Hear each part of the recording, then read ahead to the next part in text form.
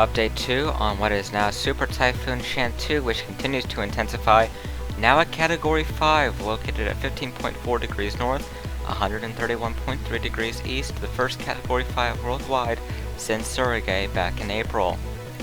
It's 4 p.m. in Itbayat, September 8th, and it has winds of 160 miles an hour, a pressure of 921 millibars, and it's still moving to the west-southwest at about 11 miles an hour. No CDPS yet, as it is still too far out in terms of its duration away from land. Here it is on the map there, of course, a Category 5 with a relatively small wind field still. 75 nautical miles is where those tropical storm force winds extend to the northeast, 70 to the northwest, and slightly smaller distances as you head into the southern quadrant.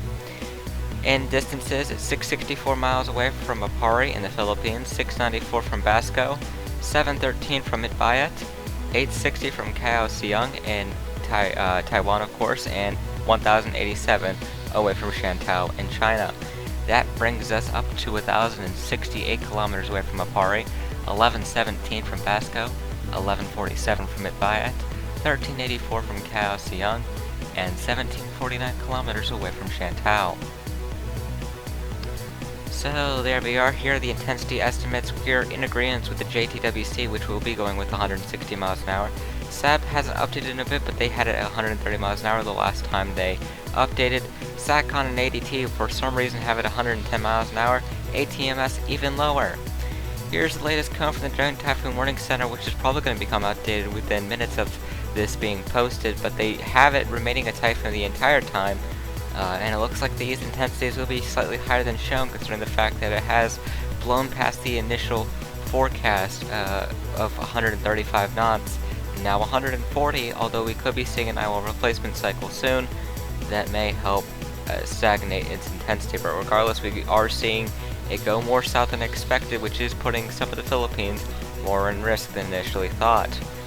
Here it is, of course, with the sea surface temperatures, 29 to 30 degrees Celsius temperatures throughout the duration of this storm, so definitely conducive for it to remain in a very healthy environment. So this storm is not going to be going away anytime soon as long as the inhibiting factors do not show up. And here are the HWRF wind squalls, although they are going a little bit north and east of the cone there, although what is likely going to be seen is some serious rainfall totals around 8 to 16 inches. Those rainfall totals could, of course, shift southwards. The intensity models continue to not hold a grasp as ATCF briefly went below the previous intensity, which has screwed up all the models. The wind shear is looking to be relatively low for the next few days, especially throughout the 10th and 11th, where it will be below 10 knots. Sea surface temperatures will be around 30 degrees Celsius, and relative humidity will definitely be ample enough for Chanthu to continue and its favorable phase for sure, so definitely not much in its path.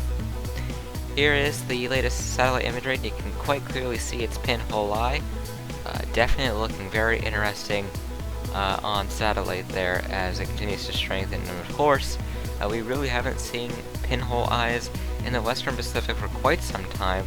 I guess the biggest reminder comes to Hagibis back in 2019, but regardless, this remains a very phenomenal typhoon, especially after we went August with no typhoons in the Western Pacific.